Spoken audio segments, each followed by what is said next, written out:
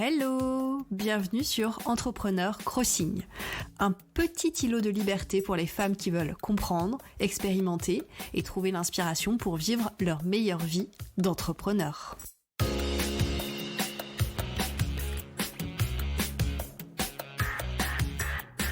Je suis Caroline Imbert et une fois par semaine, nous explorons les différentes pratiques, théories et questions qui vont t'aider à développer sereinement un business qui te ressemble. Et pour la dose d'inspiration, j'invite une fois par mois une entrepreneure à partager ses propres trucs et astuces. Allez, c'est parti pour l'épisode du jour. Hello! On se retrouve cette semaine avec le deuxième épisode consacré au bilan du lancement de ma formation Raison d'être et objectif. Je te conseille d'écouter cet épisode après avoir écouté le premier épisode qui te parle du calendrier, du plan marketing et de mes objectifs en ce qui concerne le lancement de la formation. Si tu le cherches, il n'est pas très loin, c'est juste l'épisode précédent dans la liste des épisodes du podcast. Et je voulais aussi vous remercier, vous, mes auditrices, pour les super retours que vous m'avez fait par rapport au premier épisode. Alors ça m'a fait chaud au cœur et ça me montre que ce sentiment que j'avais de partager à peu près tout avec vous, c'était la bonne direction à prendre, donc merci. Je te rappelle également qu'il y a une grande carte mentale avec tous les éléments dont je te parle dans les 3 épisodes qui est disponible et que tu peux retrouver dans la description du podcast. En fait, c'est un lien vers mon article de blog dans lequel je te donne un lien vers cette carte mentale que tu peux parcourir de fond en comble. Donc surtout, ne te prive pas, ça peut être un bon outil pour accompagner l'écoute de cet épisode. J'espère que tu es une amoureuse des chiffres parce que cet épisode t'est dédié. Alors si t'es pas une amoureuse des chiffres, surtout, ne pars pas. Parce que, alors certes, je parle de chiffres dans cet épisode, de statistiques, d'ordre de grandeur, mais je te fais également une petite masterclass sur comment je fais pour paramétrer mes publicités Facebook pour la sortie de mon freebie et la mise en avant du freebie. Allez, j'arrête de te teaser, je te laisse avec l'épisode de cette semaine. On a parlé calendrier, on a parlé plan marketing, parlons maintenant chiffres. Alors attention, ça va dégommer du chiffre là. Je vais te donner, si tu aimes les chiffres, les stats, etc., tu vas être comblé par cette partie de l'épisode. Alors, on va commencer par les pubs, parce que peut-être que tu aimerais savoir combien j'ai dépensé en pub. Alors j'ai dépensé pas mal d'argent, en vrai. Maintenant que je fais le bilan, je me rends compte que je me suis un peu lâchée sur les publicités. Donc quand je parle de publicité, c'est publicité Facebook, publicité Instagram. Alors j'ai lancé une première salve de publicité lorsque j'ai lancé mon premier freebie fin 2021, le challenge 5 jours pour des objectifs SMART and Beyond. Donc j'ai lancé des pubs du 2 novembre au 21 décembre 2021 avec un budget de 300 €. Et pour 300 €, je me suis retrouvée avec 151 personnes qui ont participé à mon challenge et qui donc étaient inscrites sur ma mailing list. Donc j'avais un coût par inscription qui était pas hyper optimal. Facebook m'indique 1,21 € par inscription. Et en vrai, le véritable indicateur, c'est 2 €. Alors pourquoi il y a une différence entre ce qu'indique Facebook sur le tableau de bord de Facebook et le véritable indicateur ? En fait, ce qui se passe, alors je t'explique très rapidement comment je fais. Donc j'installe bien sûr le pixel Facebook sur mon site internet et je fais en sorte que l'objectif de ma campagne de publicité Facebook, c'est un objectif de conversion. Donc un objectif de conversion, c'est-à-dire que je vais lui dire, en gros, tu vas diffuser mes pubs à toutes les personnes qui seront susceptibles de faire telle action. Et telle action, dans mon cas, c'était de voir la page de remerciement lorsque la personne s'inscrit à ma mailing list. Donc j'avais configuré Facebook pour que l'action déclenchée, le pixel voit l'action, identifie cette action de voir la page de remerciement d'inscription au challenge comme étant une action gagnante pour ma pub. Donc il va essayer de montrer la pub à un maximum de personnes qui s'inscriront en fait à mon challenge. Et donc quand je recoupe les données, je me rends compte qu'il y a une différence entre ce que Facebook m'a indiqué et les véritables indicateurs, parce que Lorsque je demande aux gens de s'inscrire sur mon challenge, donc ils indiquent leur adresse email dans le formulaire d'inscription sur mon site web, ils appuient sur valider. De là, l'outil de mailing va leur envoyer un mail automatiquement pour leur dire hey, est-ce que tu es sûr de vouloir t'inscrire à ce challenge ? La personne valide et c'est à ce moment-là qu'elle est vraiment inscrite pour le challenge. Et ça s'appelle le double opt-in. Et en fait, c'est pour répondre à la fameuse RGPD, la réglementation générale pour la protection des données, je crois que c'est ça exactement. En France, quand tu demandes une adresse email à quelqu'un, t'es obligé de t'assurer que la personne veut vraiment s'inscrire sur ta liste email. Et pour ça, il faut que tu fasses une double validation de son inscription. T'as 2 moyens pour faire ça. Soit tu actives le double opt-in sur ton outil mail et du coup tu as ce fameux mail automatique qui est envoyé et qui demande à la personne de cliquer sur le mail, enfin sur un bouton dans le mail, pour valider son inscription. Soit tu as, quand tu affiches ton formulaire d'inscription, une petite case à cocher qui dit oui, j'accepte de recevoir des mails de telle personne avec telle finalité. Donc soit il faut que la personne valide un bouton dans un mail, soit il faut qu'au moment de l'inscription, elle coche la petite case et qu'elle appuie sur valider. Et à ce moment-là, l'inscription est prise en compte dans ton outil de mailing, et en fait, voilà, il y a un différentiel. Il y a des personnes en fait qui ne reçoivent jamais le mail, ou qui reçoivent le mail mais qui n'appuient jamais sur le bouton, et du coup t'as un différentiel. Effectivement, t'as un certain nombre de personnes qui ont vu ta page de validation d'inscription, mais pas toutes ne vont cliquer sur le mail pour vraiment s'inscrire à ton listing email. Donc t'as une déperdition, t'as de la friction en fait. Ce qu'on appelle comme ça en marketing, t'as de la friction.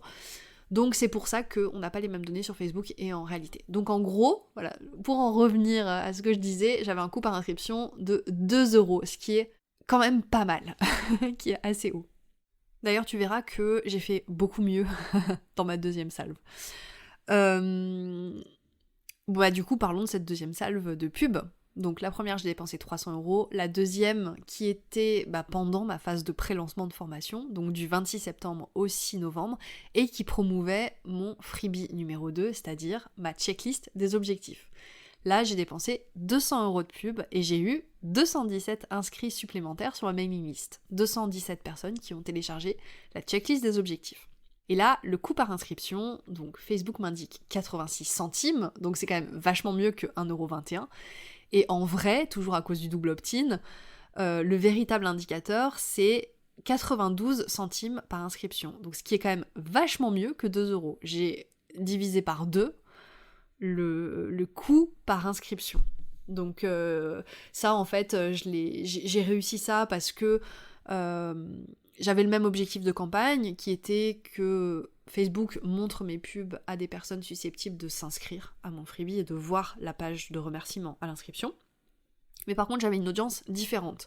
Là, ce que j'ai fait, c'est que la première fois, j'avais une audience par centre d'intérêt. Et alors, maintenant, je le sais parce que j'ai discuté avec des spécialistes Facebook dans le cadre de mes autres missions pour lesquelles je fais des pubs. Et je sais qu'il faut mettre, quand tu fais une pub avec des centres d'intérêt, des groupes de pubs, et que tu choisis tes audiences par centre d'intérêt, il faut mettre au moins 5 centres d'intérêt différents. Et là, j'en avais 1, voire 2 pour la première pub.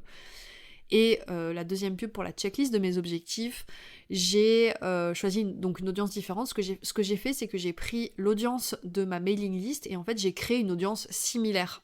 Sur Facebook, tu peux créer des audiences similaires. Et du coup, ça a vachement mieux marché. Je pense qu'elle était peut-être beaucoup plus ciblée.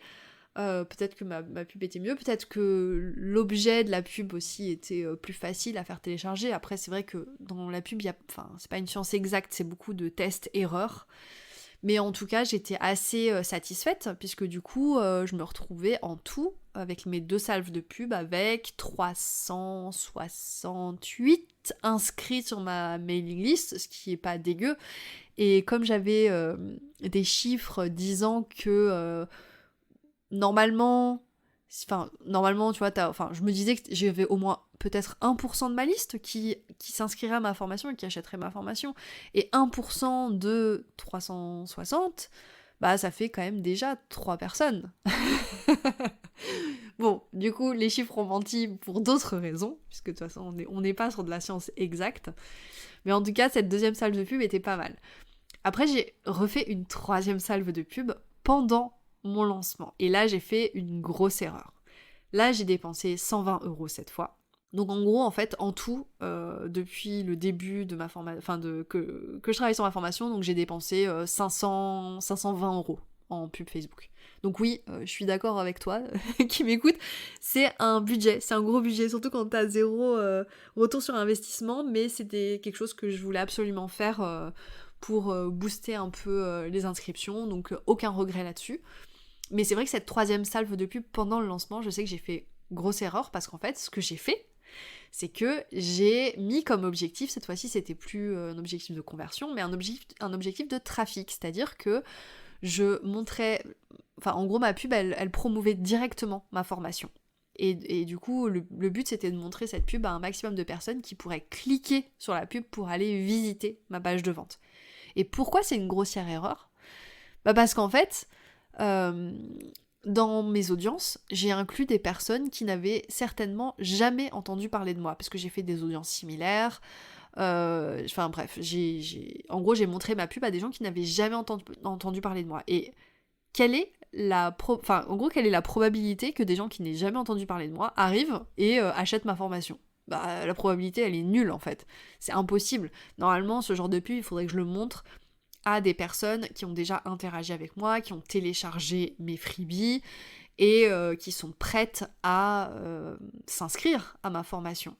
Mais sauf que là, moi, j'avais pas une audience de ce type assez grosse pour Facebook. Je sais que ça n'aurait pas fonctionné, puisqu'en fait, il faut quand même une audience d'une certaine taille pour que tes pubs commencent à fonctionner. Et là, c'était pas le cas, donc je me suis dit, je vais mettre de l'audience similaire, et puis ça va très bien, ça va me faire du trafic sur la page, et sur un malentendu, peut-être que ça fonctionnera. Sauf qu'en fait, c'est débile.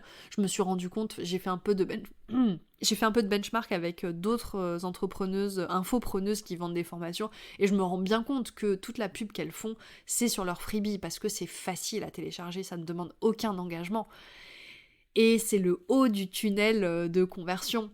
Tu fais pas de la pub comme ça vers des inconnus quand tu es en bas du tunnel de conversion et que tu t'attends à ce que les gens achètent. C'est débile. Mais c'est pas grave, je savais que c'était débile en le faisant. Je me suis dit non mais il faut que tu le fasses, je sais que je ne le ferai plus. Crash test, comme je disais tout à l'heure. Et là, le coût par visite, c'était de 87 centimes. Et alors ça par contre, c'est ultra trop élevé pour du trafic. Autant pour des inscriptions, ça passe crème, autant pour du trafic, juste pour que les gens cliquent sur la pub, c'est beaucoup trop élevé. Donc, grosse erreur, mais c'est pas grave, j'assume totalement. Donc je t'ai parlé des pubs, maintenant je vais te parler de mes inscrits newsletter. Donc je t'en ai déjà un petit peu parlé. En décembre 2021, donc j'avais 151 inscrits. Le 7 novembre 2022, quand j'ai lancé ma formation, j'avais 368 inscrits.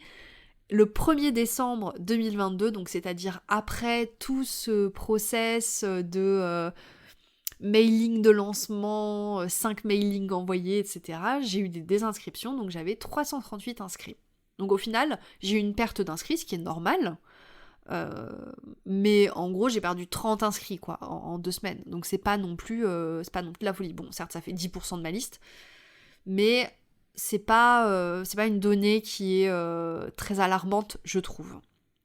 Et mes statistiques moyennes, donc j'ai un taux d'ouverture de 53% sur mes mails, mais encore une fois, c'est pas une statistique qui est ultra fiable, surtout depuis la mise à jour d'iOS. J'ai un taux de clic globalement qui est de 9,85%, ce qui est vraiment pas dégueu, je trouve. Et globalement, j'ai à peu près 6 désinscriptions par mois.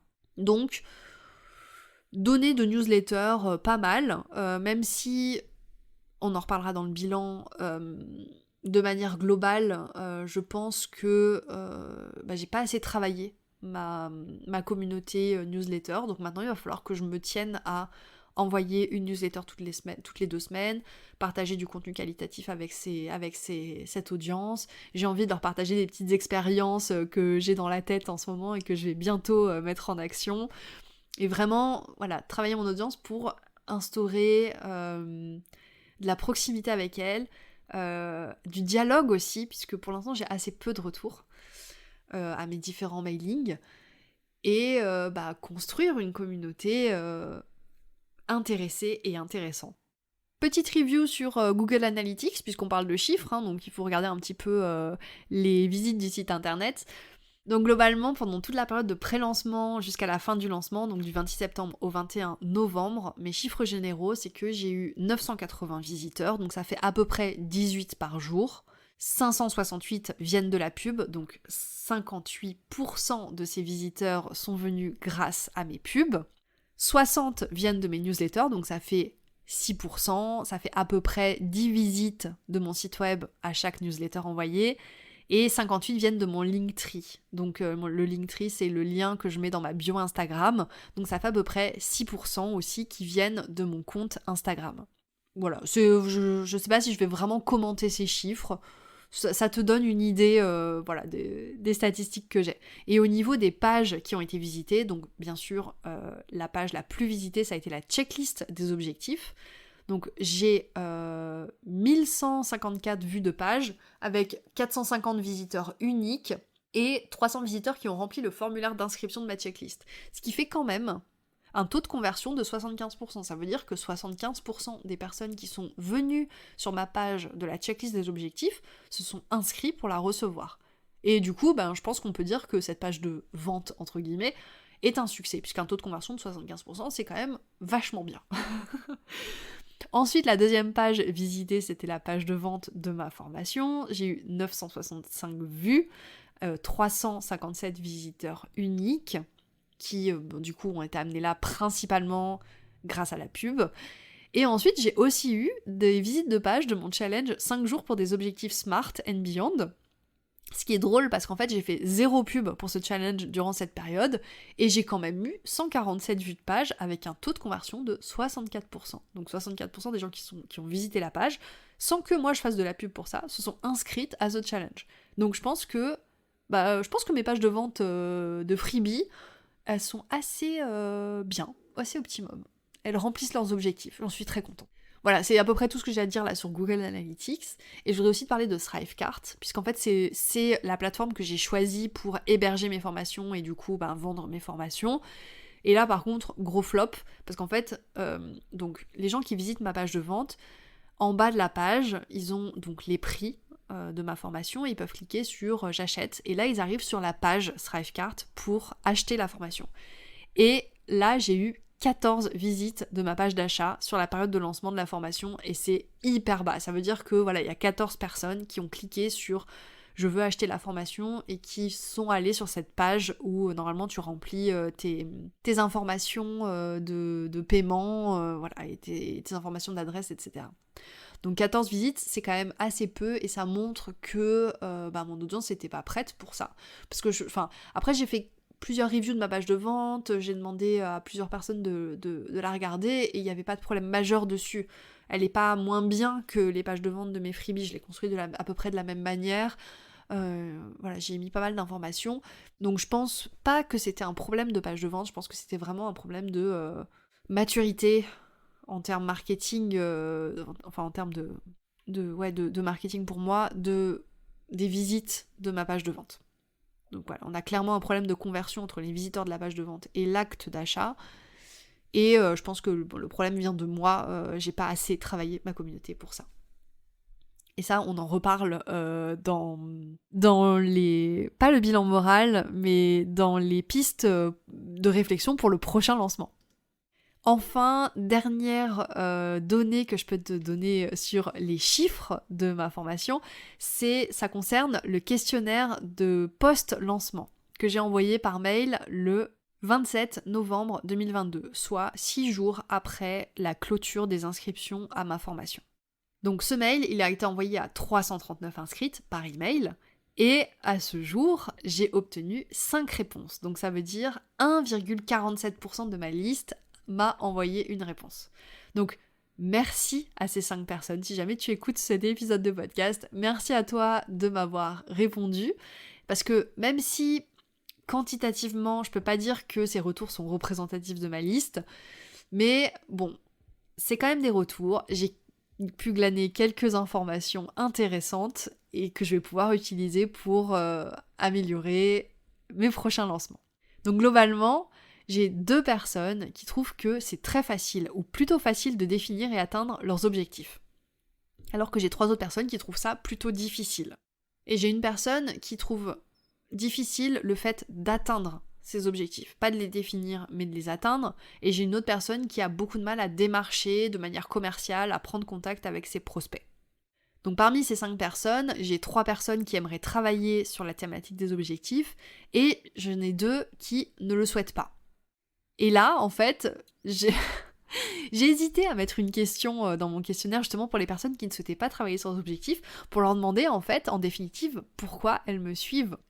Parce que du coup, si elles sont inscrites à ma mailing list, c'est que potentiellement elles ont téléchargé un de mes freebies qui porte sur les objectifs, sur comment définir et atteindre ces objectifs, et elles me disent qu'elles ne souhaitent pas travailler dessus, donc c'est que peut-être que je dois leur apporter autre chose que les objectifs, mais je ne sais pas quoi, et j'ai hésité à poser cette question en disant mais en gros pourquoi vous me suivez ? De manière beaucoup plus diplomate, puisque bon c'est pas l'objet de la question, le pourquoi vous me suivez, mais du coup voilà, c'est grosse surprise parce que je me dis mais dans ce cas je ne sais pas pourquoi ces personnes sont inscrites à ma newsletter, et je suis très contente de leur apporter quelque chose, mais je ne sais pas ce que je leur apporte. Les 3 personnes qui étaient intéressées pour approfondir la thématique des objectifs, elles n'ont pas cliqué sur les liens pour aller visiter la page de vente, parce que soit elles ont déjà des formations en cours, ou alors elles n'avaient pas prévu de suivre ma formation.